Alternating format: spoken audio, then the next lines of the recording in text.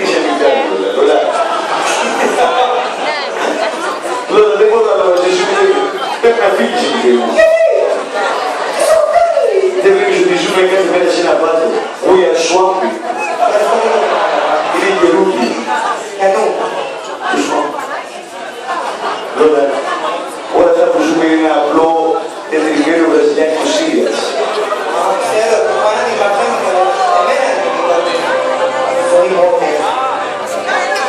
Δεν πάει άλλο πια το Λόλα. Ma perché? Perché Don Antonino delle Toscane? È la Toscana.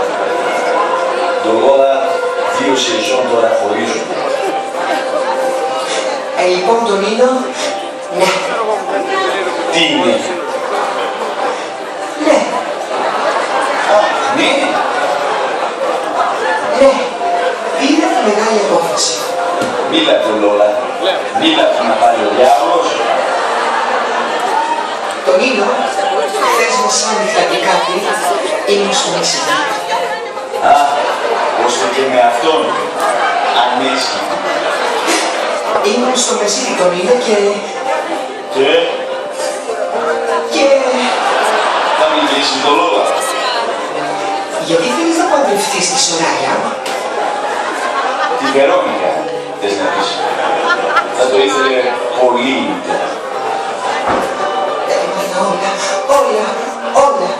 Αυτός ο απέναντος μεσητάκος, όλα.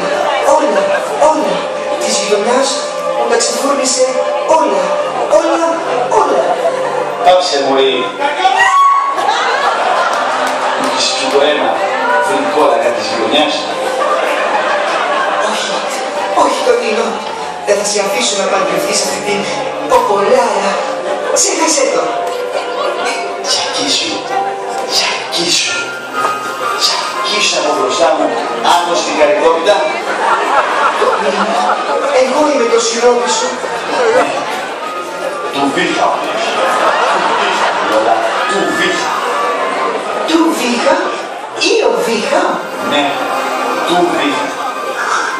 Ή ο βήχα, του βήχα, αυτός βήχα. Εμείς βήχουμε, εσείς βήχετε, αυτοί βήχα. Tengo la camisa negra, Lola.